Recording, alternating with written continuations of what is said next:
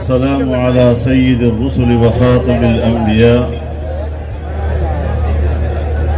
وعلى آله وصحبه ومن بهديه مهتدى.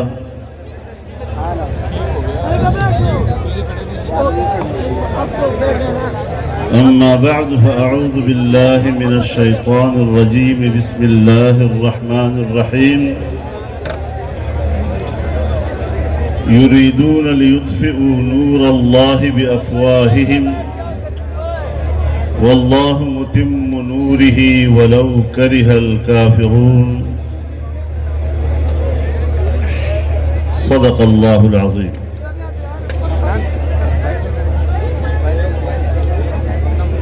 میرے مجلس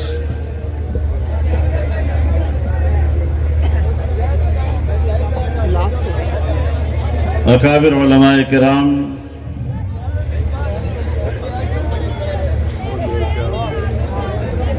بزرگان ملت، برادران اسلام، شمع رسالت کے پروانوں،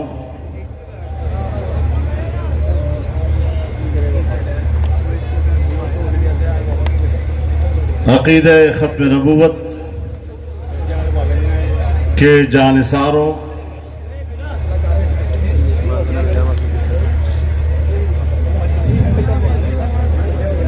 میں عالمی مجلس تحفظ ختم نبوت کا دل کی گہرائیوں سے شکر گزار ہوں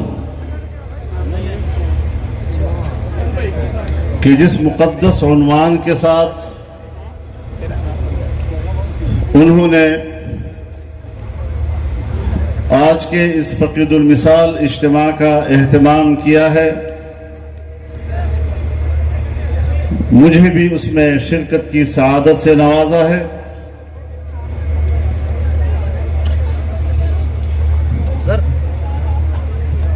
اور ہم سب انتہائی قدر کی نگاہ سے دیکھتے ہیں ان کی جدوجہد کو،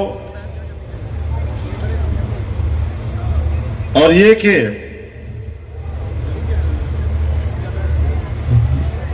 عقیدہ ختم نبوت کے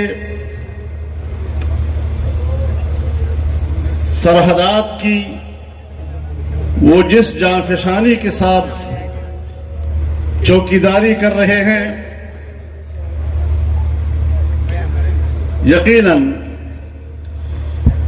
یہ ہماری تاریخ کا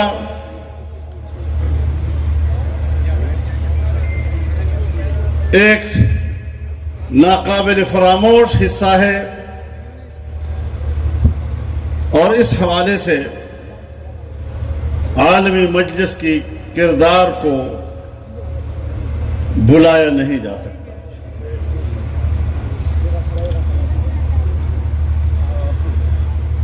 میرے محترم دوستو،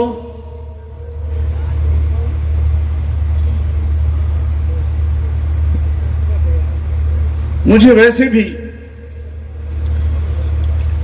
جب میں آج کا دن دیکھتا ہوں تو جلسہ تو 6 ستمبر کو رکھا گیا، لیکن 1 گھنٹہ ہوا، 7 ستمبر بھی داخل ہو چکا ہے۔ 6 ستمبر پاکستان کی جغرافیائی سرحدات کے تحفظ کے حوالے سے یاد کیا جاتا ہے، اور 7 ستمبر پاکستان کی نظریاتی سرحدات کے تحفظ کے حوالے سے یاد کیا جاتا ہے۔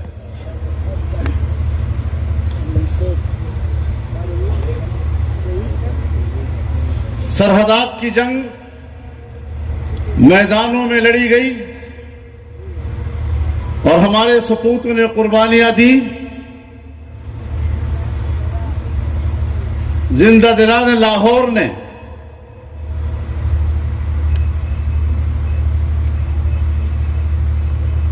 لاٹھیوں کے ساتھ اٹھ کھڑے ہو کر میدان میں نکلے،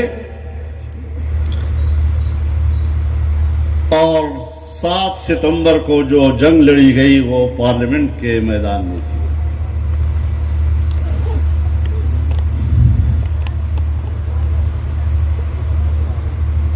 اب یہ ہماری تاریخ کا حصہ ہے اور ہم نے تاریخ کے اس حصے کو زندہ رکھنا ہے انشاءاللہ۔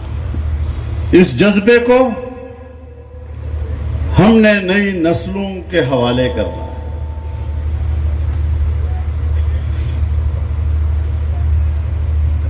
میرے محترم دوستو، کافی وقت بیت چکا ہے، شاید اب آپ بھی زیادہ لمبی باتیں سننے کے تاب نہیں رکھتے ہوں گے،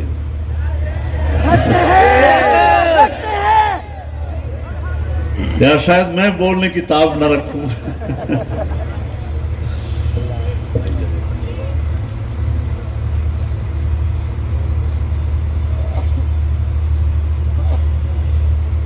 ہم نے اس حوالے سے دیکھنا ہے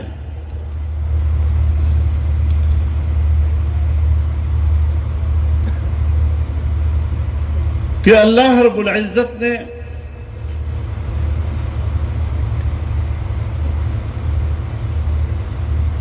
اسلام کو ایک کامل اور مکمل دین اعلان کیا۔ اليوم اکملت لکم دینکم واتممت علیکم نعمتی۔ ہمارے اکابر اور اساتذہ اکمال دین کو تعبیر کرتے ہیں دین کے احکام اور دین کے تعلیمات پر۔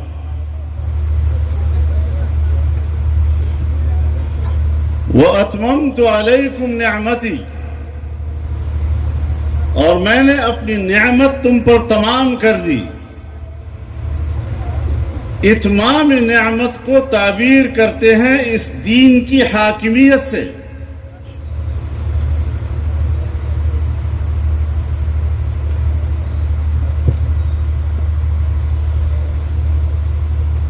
اب ظاہر ہے کہ جب اللہ تعالی فرمائے گا واللہ متم نورہ، تو دین جو اللہ کا نور ہے، نور ہدایت ہے، وہ جب اتمام کا تقاضا کرتا ہے تو اس کا معنی یہ ہے کہ وہ حاکمیت کا تقاضا کرتا ہے۔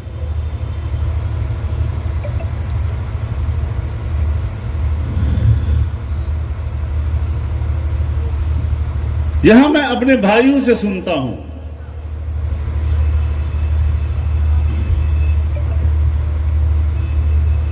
کہ ختم نبوت ایک غیر سیاسی عنوان ہے۔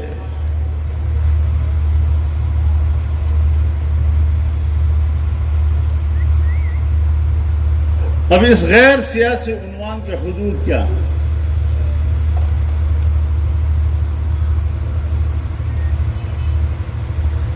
کہاں تک یہ عنوان غیر سیاسی ہے؟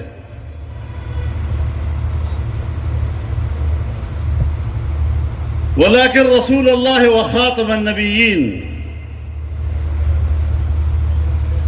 اب رسول اللہ صلی اللہ علیہ وسلم جب خود فرماتے ہیں انا خاتم النبیین، تو اس خاتم النبیین کی وہ خود معنی بھی کرتے ہیں ولا نبی بعدی۔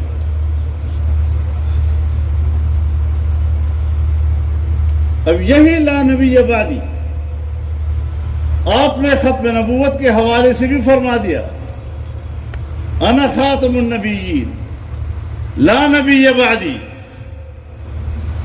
اور یہی الفاظ آپ نے ارشاد فرمائے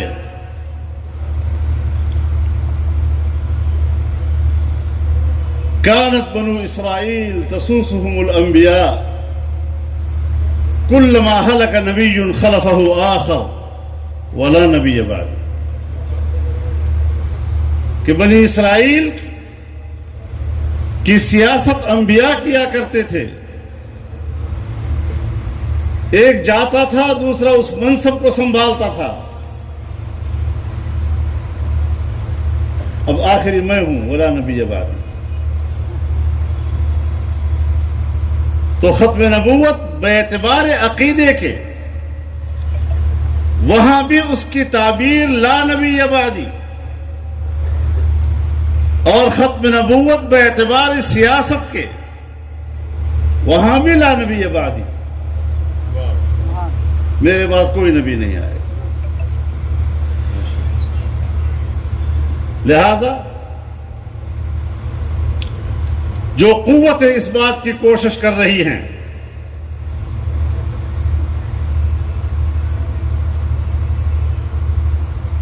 کہ وہ کسی اور کو آج کے زمانے میں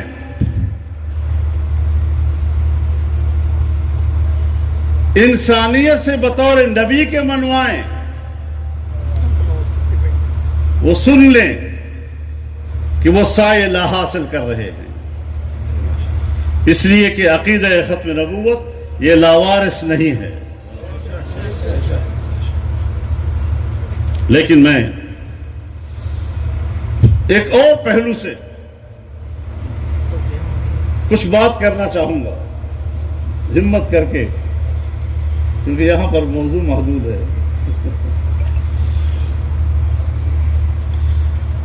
کہ سارا دباؤ پاکستان پر کیوں؟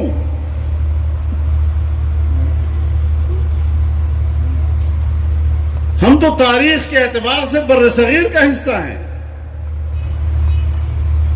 اسی بر صغیر کا حصہ ہندوستان بھی ہے، بنگلہ دیش بھی ہے، اور اسی بر صغیر کا حصہ پاکستان بھی ہے. ہمارے پڑوس میں افغانستان بھی ہے، ہمارے پڑوس میں ایران بھی ہے. اس کے علاوہ بھی اسلامی دنیا ہے. لیکن ایک پاکستان کے اوپر دباؤ کیوں؟ صرف پاکستان کو نشانہ کیوں بنایا جا رہا ہے؟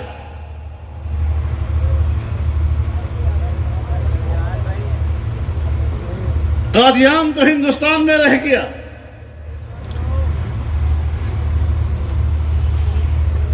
اس مرکز کے حوالے سے تو وہاں کوئی پریشر نہیں. لیکن ایک پاکستان کو نشانہ بنایا جا رہا ہے.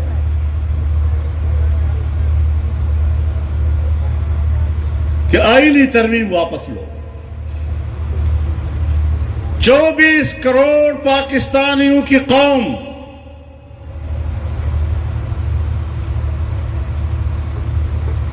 وہ تو آئین میں اپنی ترمیم واپس لیں، لیکن چند افراد پر مشتمل ایک چھوٹا سا ٹولہ وہ آئینی ترمیم کو قبول نہ کرے.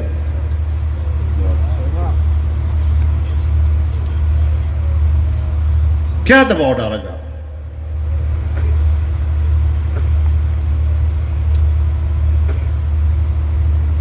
صرف ایک حوالے سے نہیں،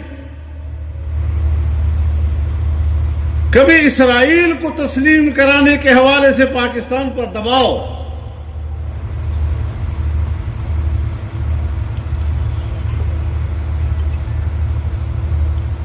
تمام چینلز پر گزشتہ حکومت میں بڑے بڑے بڈھے دانشور وہ آ کر اپنے فلسفے جھاڑتے تھے.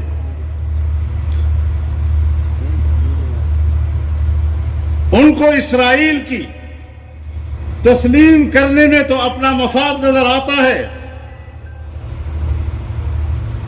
لیکن اپنے فلسطینی بھائیوں کے خون پر ان کو رحم نہیں آتا.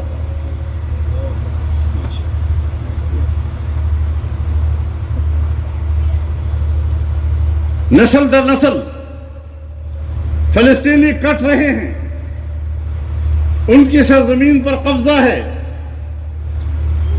بیت المقدس ان کے قبضے میں ہے، قبلہ اول پر یہودی قابض ہیں. مسلمانوں کے دلوں سے اس کی اہمیت کو نکالا جا رہا ہے اور اسرائیل کو تسلیم کرنا بہت ضروری ہے۔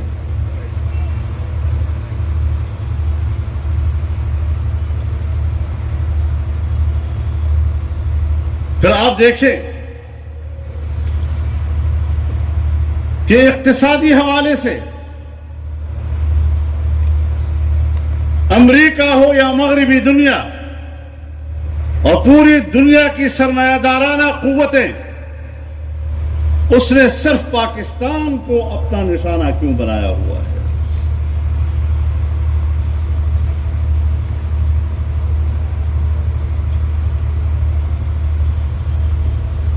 نہ انڈیا کی معیشت پر یہ دباؤ، نہ بنگلہ دیش کی معیشت پر یہ دباؤ، نہ افغانستان کی معیشت پر یہ دباؤ، حالانکہ وہ 20 سالہ جنگ سے گزرے ہیں، نہ ایران کی معیشت پر یہ دباؤ جو دن رات امریکہ مرد آباد کی باتیں کرتے ہیں۔ ایک پاکستان کے اوپر یہ دباؤ کیوں رکھا جا رہا ہے؟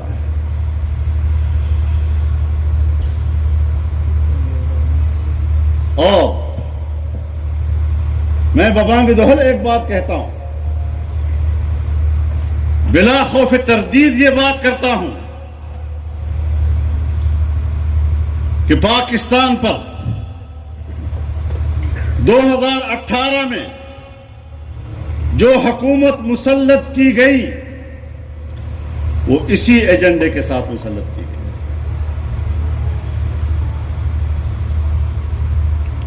اسی ایجنڈے کے ساتھ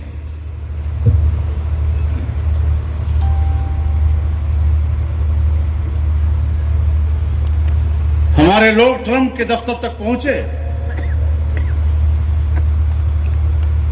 اور کچھ کمٹمنٹس کر کے واپس آئے، اسرائیل کو تسلیم کرنا ہے، قادیانیوں کی غیر مسلم اقلیت کی ترمیم ختم کرنی ہے، کشمیر کو انڈیا کے حوالے کر دینا ہے،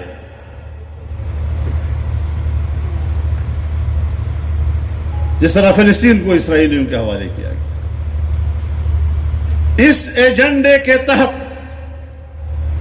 ایک حکومت اس ملک پر مسلط کی گئی اور میں 2012 سے ایک بات کہہ رہا ہوں اور ایک لمحے کے لیے میرے موقف میں جھول نہیں آیا۔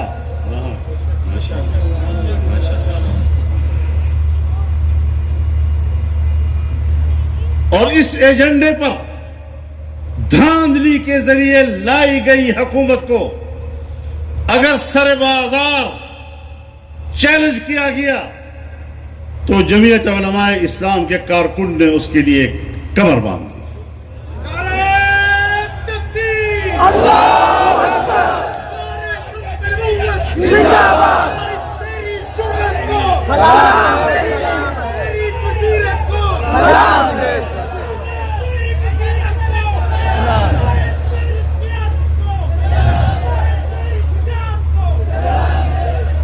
صاف بات ہے کہ پہلے ملک کے اندر سیاسی عدم استحکام لاؤ،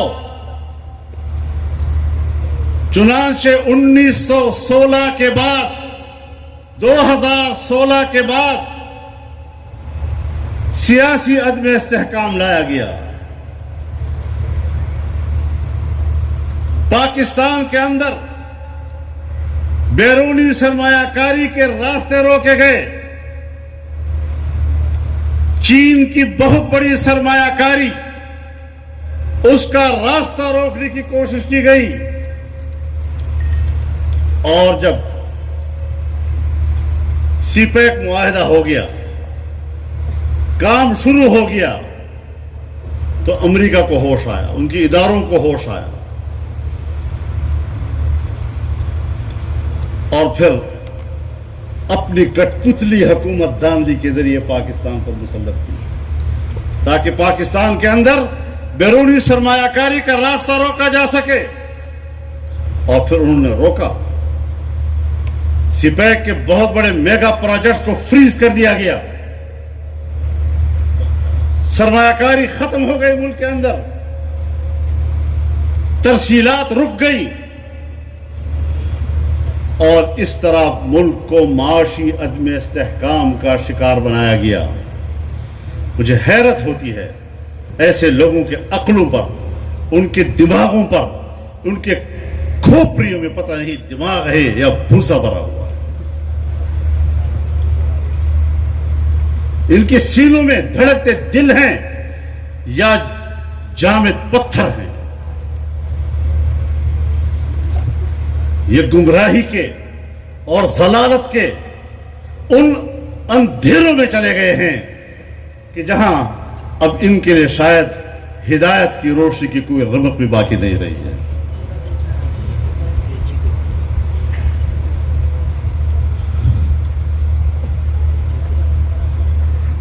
لیکن ایک بات بتا دوں آپ کو، ہر آدمی کے ذہن میں ایک سوال تو ہوتا ہے۔ ہمارے ہاں تو ایک رواج پڑتی ہے، ایک دن آپ کی حکومت آئے، ہم نے صوبہ خیبر پختونخوا میں بلدیاتی الیکشن کے پہلے مرحلے میں اکثریت حاصل کر لی، تو مجھے یاد ہے ایک خاتون اینکر ہمارے جمعیت کے ایک ترجمان سے پوچھتے ہیں، اب تو صوبہ خیبر پختونخوا میں بلدیاتی الیکشن جمعیت نے جیت لیا ہے، اب تو وہاں پر مہنگائی نہیں ہوگی نا؟ اس نے کہا اللہ کی بندی، بلدیاتی الیکشن پالیسیوں کو فیصلہ نہیں کیا کرتے، کچھ عقل سے کام لو۔ اس قسم کی چیزیں اس لیول پر کی جاتی ہیں، پھر عام آدمی کیا سوچے گا؟ چنانچہ میں آپ کو اپنا ایک لفظ یاد دلانا چاہتا ہوں۔ جب میں نے عمران خان کی حکومت کے خاتمے سے پہلے کئی جلسوں میں کہا تھا کہ اس نے ہمیں دلدل کی طرف دھکیلا ہے، اور میں نہیں دیکھ رہا کہ آنے والی کوئی حکومت ملک کو اس معاشی دلدل سے نکال سکے گی۔ ہم نے حق ادا کیا ہے، باقی جنگ ہم نے اپنے حجم کے مطابق لڑ لی، جتنا تھوڑا ووٹ ہو سی اتنا سارا کردار ہو سی۔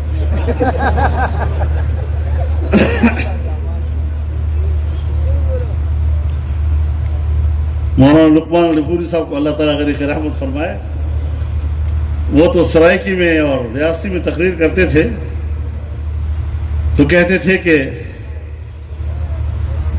جنر تو ایک مولوی صاحب کو دے دو، فوراً پوچھتے ہو اسلام کا ڈڑھان سی، ایسا کوئی کھیسے پائی بندے ہیں، ووٹ ایک نہیں دیتے، کم وقت ہو، اسلام کب آئے گا؟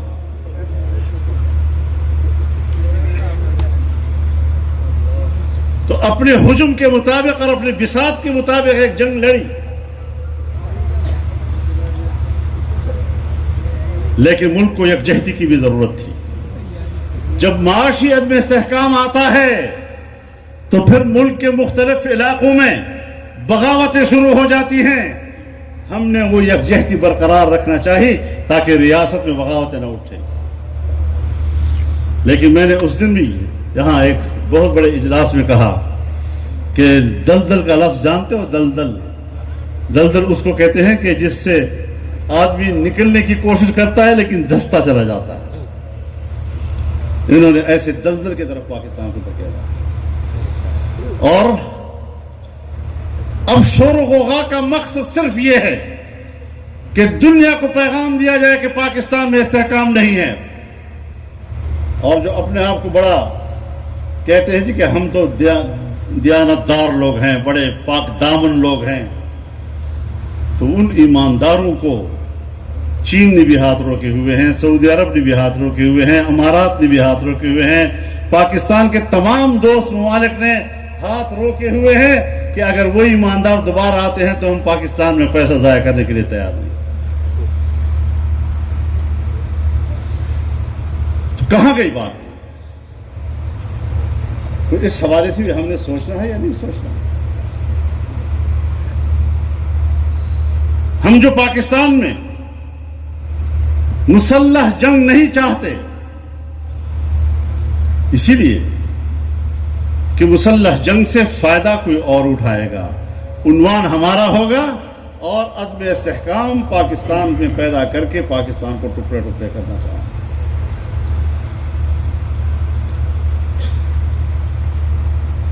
جمعیت علماء نے یہ کردار ادا کیا، اپنے بساط کے مطابق جنگ لڑی، لیکن جب سب دوستوں نے کہا کہ ادھر جانا ہے تو ہم نے کہا چلو۔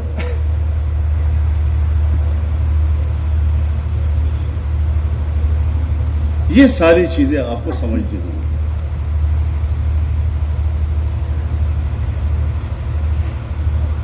ابھی انڈیا میں سپریم کورٹ نے، انڈیا کی سپریم کورٹ نے کشمیر کے حوالے سے مودی حکومت کے فیصلے کو کالعدم قرار دے دیا ہے۔ تو ہمارے فاٹا کا فیصلہ کب ہوگا؟ وہ بھی تو سپریم کورٹ میں کیس پڑا ہوا ہے ہمارے۔ فاٹا تو نہ فاٹا رہا نہ سیٹل رہا، نہ ایوں میں نہ شیوں میں۔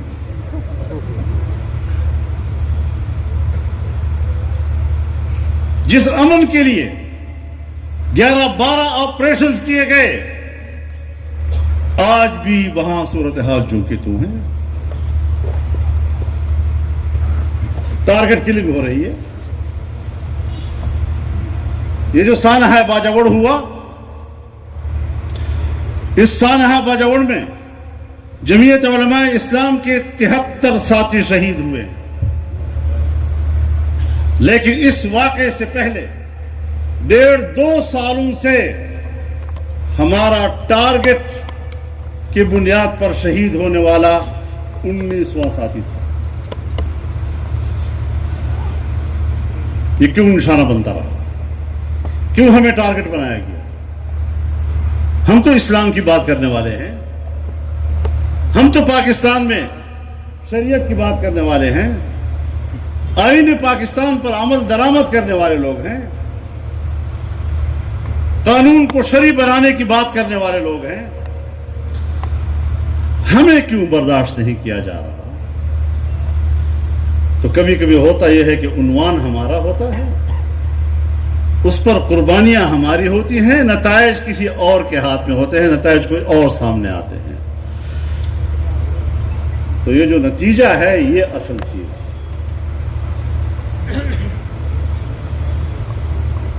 علماء کرام جانتے ہیں، ایک ہے تدبیر، ایک ہے تدبر۔ تدبیر اور تدبر دونوں کا مادہ ہے دال بے رے، یعنی النظر علی دبر الامور، کہ جو بھی فیصلہ کرو، تدبیر کرو، تدبر کرو، تو اپنے معاملات کے انجام پر پہلے نظر ڈالو۔ پھر جو انسانی اور بشری قوت میں جو آپ کے بس میں ہے آپ کریں، نتائج پھر بھی اللہ کے ہاتھ میں۔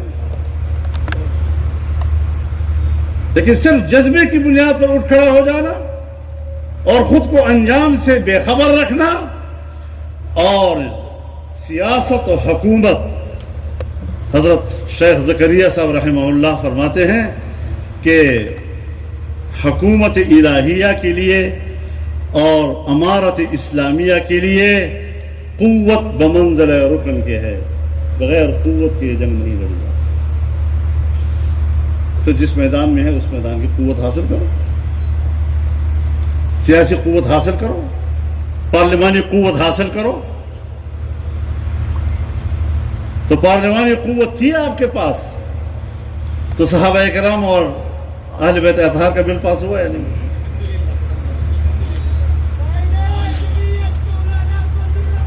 زندہ باد، زندہ باد، زندہ باد۔ اب وہ جب بل پاس ہوا ہے، ہمارے صدر عارف کیا ہے، دہلوی علوی،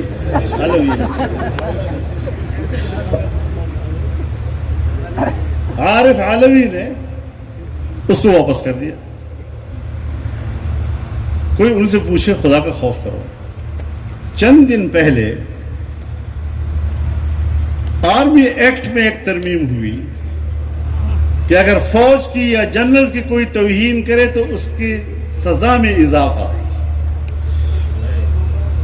تو اگر ہماری فوج اور جنرل کی توہین پر سزا میں اضافہ قبول ہو سکتا ہے تو صحابہ کرام اور اہل بیت اطہار کی توہین پر سزاؤں میں اضافہ قبول نہیں کیا جا سکتا. یہ ہے ان کا ریاست مدینہ.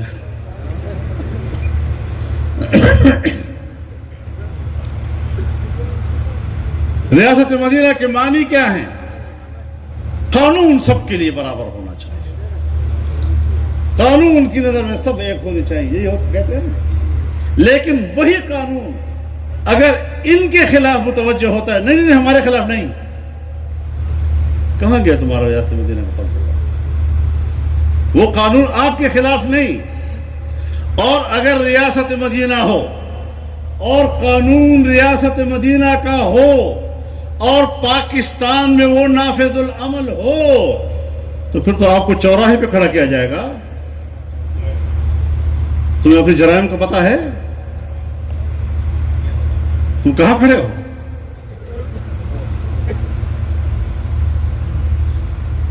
یہ ساری چیزیں ہمیں سمجھنے کی ہے کہ پاکستان کو دباؤ میں کیوں رکھا جا رہا ہے. عالمی قوتیں کیوں پاکستان کو دباؤ میں رکھتی ہیں؟ چاہے معاشی حوالے سے ہو، چاہے سیاسی حوالے سے ہو، چاہے ختم نبوت کے عقیدے کے حوالے سے ہو، چاہے قادیانیت کے حوالے سے ہو، چاہے اسرائیل کے حوالے سے ہو، چاہے فاتح انضمام کے حوالے سے ہو. کیوں ایک پاکستان کو نشانہ بنایا گیا ہے اور ایک پاکستان کو مسلسل دباؤ میں رکھا جا رہا ہے؟ تو میرے دوستو، یہ جنگ ایک دن کی نہیں ہے